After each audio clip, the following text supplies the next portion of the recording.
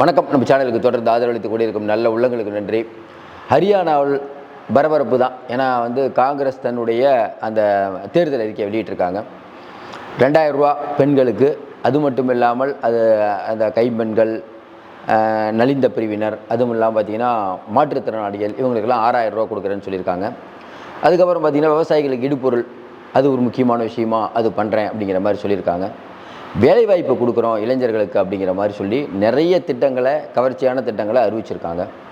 அதுவும் குறிப்பாக பார்த்திங்கன்னா இது கண்டிப்பாக நிறைவேற்றுவோம், வந்த உடனே நிறைவேற்றுவோம் அப்படின்னு சொன்னது இன்றைக்கி ஒரு பெரிய மாற்றத்தை கொண்டு போகும்னு சொல்கிறாங்க. ஏன்னா நீங்கள் மத்திய பிரதேசத்தில் இதே மாதிரி தான் சௌகான் ஆட்சி முடியும் போது 2 மாதத்துக்கு முன்னாடி எல்லாத்துக்கும் பணம் கொடுத்தாரு. இப்போ ஷிண்டே அறிவிச்சிட்டார். ஆனால் ஹரியானாவில் ஏன் அதை பிஜேபி அறிவிக்க தவறிச்சின்னு தெரில. ஏன்னா தேர்தல் அட்டவணையெல்லாம் போட்டாங்க, இனிமேல் அறிவிக்க முடியாது. இன்றைக்கி நட்டா வெளியிடுறார் தேர்தல் அறிக்கை. அதில் சொன்னாலும் அது எடுபடுமாங்கிறது சந்தேகம். ஏன் வெளியிடலை அப்படிங்கிறதுக்கு ஒரு காரணம் என்னென்னா, இன்றைக்கி இருக்கக்கூடிய சூழ்நிலையில் பிஜேபி கடைசி வரைக்கும் நம்பிட்டு இருந்தாங்க, ஏதோ ஒன்று பண்ணி மேக்கப் பண்ணி வந்துடலாம் அப்படிங்கிற மாதிரியான செயல்பாடுக்கு. அப்புறம் ஓட்டிங் மிஷின் சொல்லவே வேணாம், நிறைய விஷயம் இருக்குது. ஆனால் காங்கிரஸ் இன்றைக்கி ஜாட் மற்றும் அந்த சமர், அதாவது எஸ்சி எஸ்டி பிரிவு, இதை நம்பி களத்தில் இறங்குறாங்க. அவங்களுக்கு நிறைய சீட்டு கொடுக்குறாங்க. ஆனால் மேல்மட்டம் பிராமின், பஞ்சாபி, இவர்கள் அவர்களை மையமாக வைத்து, அதுவும் குறிப்பாக ஓபிசி, இவங்களை மையமாக வச்சுட்டு பிஜேபி ஒரு கணக்கு போடுது. யார் ஜெயிக்க போகிறா அப்படிங்கிற பற்றி தான் பார்க்க போகிறோம்.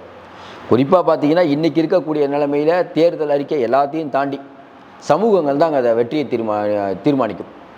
முதல்ல பஞ்சாபை விட்டு பிரியும் போது முதல்ல அங்கே முதலமைச்சராக இருந்தது ஒரு பிராமின் தான், பகவத். அவர் தான் பிராமின் தான் முதலமைச்சர், அவர் ஹரியானாவில். ஆனால் இன்றைக்கி நிலவரம் என்னென்னா, ஜாட் சமூகம் அப்படிங்கிற ஒரு சமூகம், அது பெரும்பான்மையான சமூகம், 27% இருக்காங்க. ஜாட் சமூகத்தினுடைய வாக்குகள் முதல்ல உங்களுக்கு தெரியும், தேவிலால், பஜன்லால், சௌதாலா, இவங்கெல்லாம் ஜாட் சமூகம். இவங்களோட ஆதிக்கத்தின் கீழ் தான் இன்றைக்கி ஹரியானாவில் எதுவும் இயங்க முடியும். சரி, இவ்வளோ ஜாட் சமூகம் அதிகமாக இருக்கும்போது ஏன் சைனியுடைய கம்யூனிட்டி 5% தாங்க.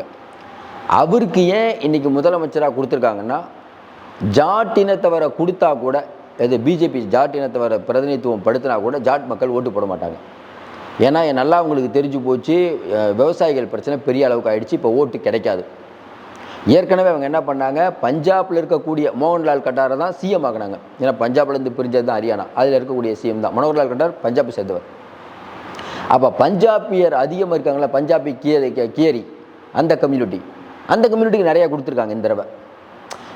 பிராமினுக்கோ பஞ்சாபியர்கள் அவர்களுக்கு அதிக சீட்டை கொடுத்துருக்காங்க பிஜேபி.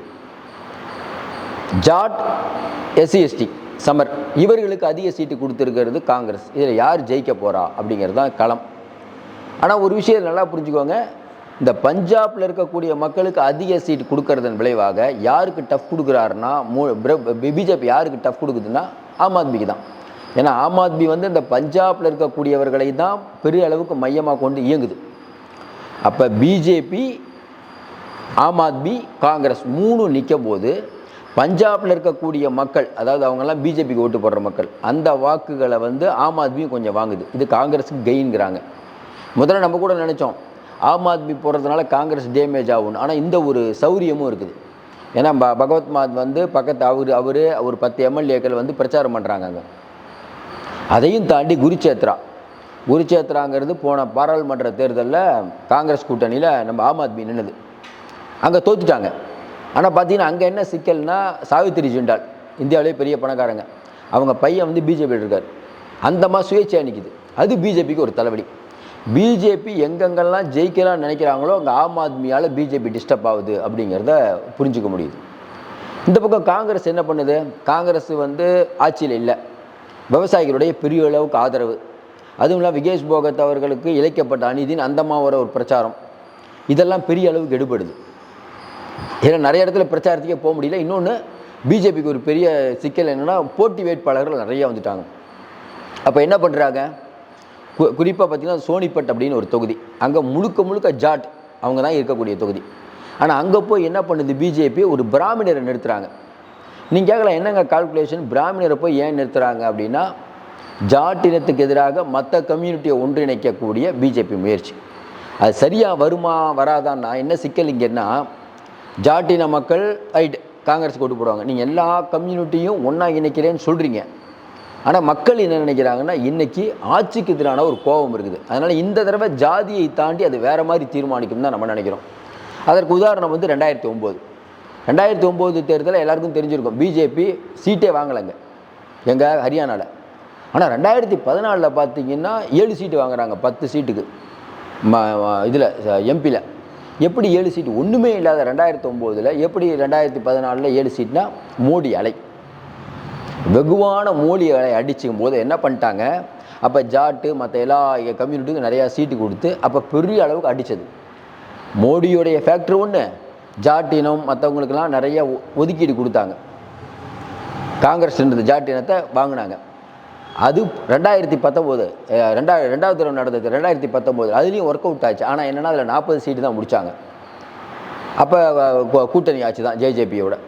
ஆனால் என்ன சிக்கல்னா, நடுவில் என்ன பிரச்சனை வந்ததுன்னா, மனோகர்லால் கட்டாரை ஓரம் கட்டுறாங்க. அப்போ பஞ்சாபில் இருக்கக்கூடிய மக்களிடையே ஒரு அதிருப்தி, சைனியை உள்ளே கொண்டு வராங்க. 5% தான் சைனியோட கம்யூனிட்டி. அப்போ என்ன சொல்ல வராங்க, ஓபிசியில் இருக்கக்கூடிய மொத்த வாக்குகளை அறுவடை பண்ணலாம், யாதவர்கள் உட்பட. யாதவர்லாம் பிஜேபி ஓட்டு போடுறாங்க அப்படிங்கிறது பிஜேபியோட பிளான்.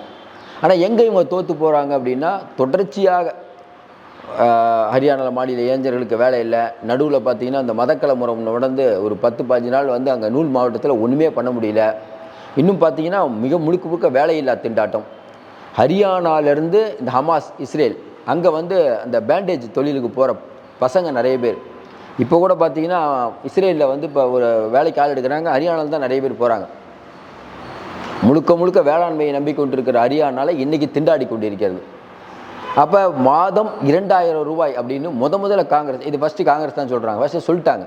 இங்கே எப்படி வந்து ஸ்டாலின் அவர்கள் முதல்ல நான் வந்து 1000 ரூபா கொடுப்பேன்னார்ல, அதே மாதிரி இனிமேல் பிஜேபி கொடுத்தா சொல்ல முடியாது. ஏங்க நீங்கள் போன தடவையே கொடுக்கலன்றுவாங்க. அதுதான் எல்லாத்துக்கும் ஒரு புரியல. ஏன் ஷிண்டே வந்து தேர்தலுக்கு முன்னாடி 1000 ரூபா கொடுக்குறேன்னு ஆரம்பிச்சிட்டார், 1500 ரூபா இவர் ஆரம்பித்தார். ஏன் இவர் இப்போ இருக்கக்கூடிய சைனி ஏன் ஆரம்பிக்கலை அப்படின்னா, இன்றைக்கி சைனி பெரும்பான்மை இல்லாமல் இருக்கார். இந்த ஒரு சிக்கல் பிஜேபிகிட்ட இருக்குது. ஏன்னா இப்போ இருக்கிறதே தொங்கு சட்டசபை தான். இப்போ சட்டசபையை கூட்டினா ஆட்சி காலியாயிரும். ஏன்னா ஜேஜேபி வெயிட் பண்ணிகிட்டு இருக்காங்க. காங்கிரஸ் நீங்கள் நம்பிக்கையில்லா தீர்மானம் கொண்டு வாங்கன்னு சொன்னாங்க, ஆனால் காங்கிரஸ் கொண்டு வரல. காங்கிரஸ் என்ன நினைக்குது, சரி அணைய போகிற விளக்கு இன்னும் வேகமாக வந்து அணையிட்டுங்கிறதுனால காங்கிரஸ் வெயிட் பண்ணுறாங்க. நல்ல மூவ். அப்போ ஹோடாக்கிட்ட முழுக்க பொறுப்பை கொடுத்தது காங்கிரஸுடைய ஒரு, அதாவது எப்படி சொல்கிறதுனா, ஒரு சிறப்பான யோசனை அப்படிங்கிற மாதிரி சொல்கிறாங்க. ஏன்னா வரக்கூடிய தேர்தல் தான் அது சொல்லும். ஆனால் இன்றைக்கி இருக்கக்கூடிய நிலைமையில் ஆட்சிக்கு எதிராக ஒரு பெரிய கோபம் இருக்குதுங்கிறது அங்கே இருக்க மக்கள்கிட்ட எல்லா கருத்து கணிப்பும் எல்லா பேசுகிறவங்க எல்லாம் அது ஒரு தான் சொல்கிறாங்க. ஆட்சிக்கு எதிராக ஒரு பெரிய கோபம் இருக்குதுன்னு. ஏன்னா இன்றைக்கி வந்து ஜம்மு காஷ்மீரில் 2 இடத்துல பிரைம் மினிஸ்டர் பேசுகிறார். அந்த நேரத்தில் பார்த்தீங்கன்னா நட்டா வந்து இன்றைக்கி தேர்தல் அறிக்கை வெளியிடுறார். ஆனால் தேர்தல் அறிக்கை எந்த அளவுக்கு பயன் கொடுக்கக்கூடும் தெரில. ஏன்னா வேலையில்லா திண்டாட்டத்தை ஒழிப்போம்னா, இதுக்கு முன்னாடி 5 வருஷம் நீங்கள் தான் இருந்தீங்க, ஏன் ஒழிக்கலைங்கிற கேள்வி வரும். 10 வருஷம் அவங்க இருக்காங்க. அப்போ 10 வருடங்கள் ஆட்சிக்கு எதிரான ஒரு கோபம் அப்படிங்கும்போது சாதாரண விஷயம் இல்லை. அதுவும் போன நாடாளுமன்ற தேர்தலில் பாதியாக குறைச்சிட்டிங்க. இன்னும் குறிப்பாக சொல்லணுன்னா, எங்கெங்கெல்லாம் பஞ்சாபினர் அதிகமாகன்றோ அங்கேயே குறைச்சிட்டிங்க. இந்த தடவை என்னென்னா, பிஜேபி வந்து பிராமணருக்கு 11 சீட்டு கொடுக்குறாங்க, காங்கிரஸ் 7 சீட்டு தான் கொடுக்குறாங்க. அதேமாதிரி பஞ்சாப் அந்த கேரி அந்த சமூகத்தினருக்கு பிஜேபி 9 சீட் கொடுக்குறாங்க, காங்கிரஸ் 7 சீட்டு தான் கொடுக்குறாங்க. ஆனால் ஜாட் இனத்தவர்களுக்கு காங்கிரஸ் 28 சீட்டு கொடுக்குறாங்க, ஆனால் பிஜேபி ஒரு 17 சீட்டு தான் கொடுக்குறாங்க. அதேமாதிரி SC ST காங்கிரஸ் 12 சீட்டு கொடுக்குறாங்க, ஆனால் இவங்க நம்ம பிஜேபி 4 சீட்டு தான் கொடுக்குறாங்க. அப்போ இன்றைக்கி ஒரு தெளிவாக ஒரு விஷயம் பிஜேபி புரிஞ்சுக்கிட்டாங்க, இந்த தேர்தலில் நம்ம வந்து கொள்கையை மையம் வச்சு பண்ண முடியாது, ஜாதி தான். ஆனால் காங்கிரஸ் என்ன கணக்கு போடுறாங்க, இந்த தடவை கொள்கையை தாண்டி நம்மளுடைய திட்டங்களும் அரசுக்கு எதிரான ஒரு கோபமும் நிற்கும்னு நினைக்கிறாங்க. நமக்கு தெரிஞ்சு நிறையா இந்திய கூட்டணியிலலாம் பிரச்சாரம்லாம் போனால் தான் சொல்ல முடியும். ஆனால் இப்போதைக்கு பார்க்கும்போது வரக்கூடிய தகவல் எல்லாம் பார்த்தீங்கன்னா பிஜேபி கண்டிப்பாக வருவதற்கான வாய்ப்பே இல்லை. காங்கிரஸ் ஆட்சி அது உறுதி. எத்தனை சீட்டு அப்படிங்கிறது தான் இதில் பிரச்சனை. இதில் காங்கிரஸ் தேர்தல் அறிக்கையில் அந்த ஒரு வார்த்தை ஹிந்தியில் சொல்கிறாங்க, அதாவது செய்வேன் செய்து முடிப்பேன் அப்படிங்கிற மாதிரி. அந்த மாதிரி இதை வந்தவுடனே பண்ணுவோங்கிறது அங்கே இருக்கக்கூடிய, ஏன்னா சொல்கிறது அறிக்கை சொல்கிறது ஓகே, அது என்ன சொல்கிறாங்க, ஏற்கனவே நாங்கள் தெலுங்கானாவில் இதே மாதிரி பண்ணியிருக்கோம், இமாச்சலில் பண்ணியிருக்கோம், ஏற்கனவே முன்னுதாரணம் இருக்குங்க, நான் வந்தவுடனே பண்ணியிருக்கோம் அப்படிங்கிறது மக்கள்கிட்ட பெருமளவுக்கு இப்போ எடுபடுது. அது மட்டும் இல்லாமல் இன்றைக்கி வந்து ஆம் ஆத்மி பிரிக்கக்கூடிய வாக்குகள் இப்போ நம்ம சொல்கிறத வச்சு பார்க்கும்போது அது பிஜேபிக்கு தான் சிக்கலை கொடுக்குங்கிறாங்க. ஏன்னா அவங்க பிஜேபி வலிமையாக இருக்கிற இடத்துல தான் அவங்க பண்ணுறாங்க. பொறுத்திருந்து பார்ப்போம். மீண்டும் சந்திப்போம். நன்றி, வணக்கம்.